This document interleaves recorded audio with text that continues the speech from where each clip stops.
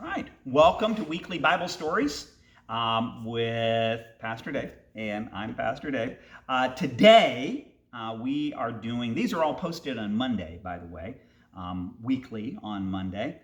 Today, we are doing the story of Cain and Abel, the first murder in the Bible. And so I'll begin with Genesis 4. This is a synopsis of that taken from a children's Bible. Adam and Eve had two sons. Cain was a farmer and worked in the fields, and Abel was a shepherd. And one day both Cain and Abel brought offerings to God. Abel brought the best meat he had to offer to God, and God was pleased. But he was not so pleased with the crops that Cain had brought. And Cain was very jealous of his brother, and in a fit of anger he went with him into a field and killed him. And when God asked him where his brother was, Cain answered him rudely, "How should I know? Am I my brother's keeper?" But God heard Abel's blood in the ground and was angry, and he punished Cain and sent him away from his home and family. That would be the story of Cain and Abel.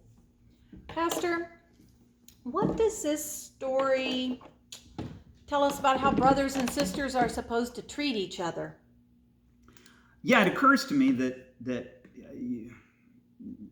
children oftentimes, if they have conflicts with brothers and sisters. And so, not to this seriousness, but it would partially be an answer to that question, am I my brother's keeper? And the answer implied here is that, yeah, you are your brother's keeper. The other part of this text that is actually in the scripture, but wasn't so clear in the children's Bible here, was the phrase that God uses to Cain when Cain is crestfallen, when he's upset, when he's angry, jealous with his brother because his sacrifice wasn't received. God notices that, and he says, Cain, you know what to do. You know what's right. You know what's right to do.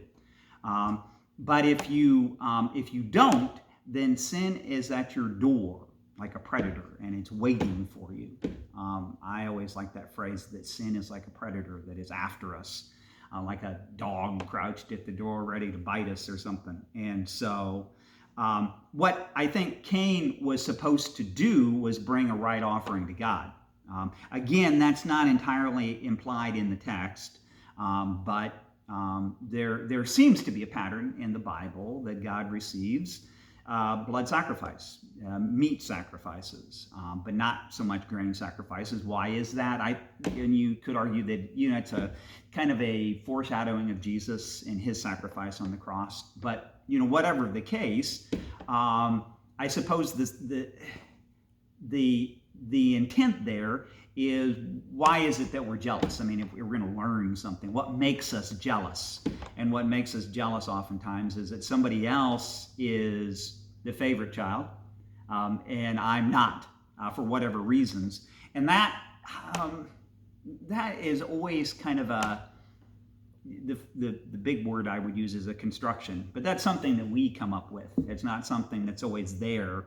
It's something we come up with. And so if we change the way we look at things, then that changes that relationship.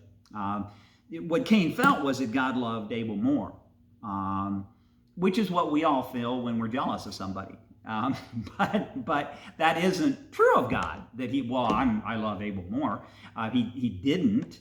But I think anytime you get in trouble and you get punished for it and your brother doesn't, or your sister doesn't, then you think, that's the way it is. Every time I get a ticket from the state police or something, I say, everybody else is speeding, but I'm the one who gets caught. And it feels like that, but that isn't always the case. And so I think whether our brothers and sisters in the church, or in our community, or our literal family brothers and sisters, the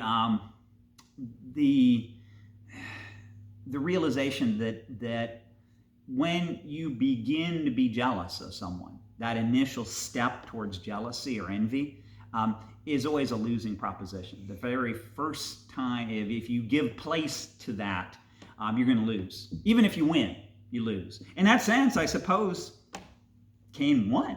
I mean, he shut his brother up, like permanently, but he still lost.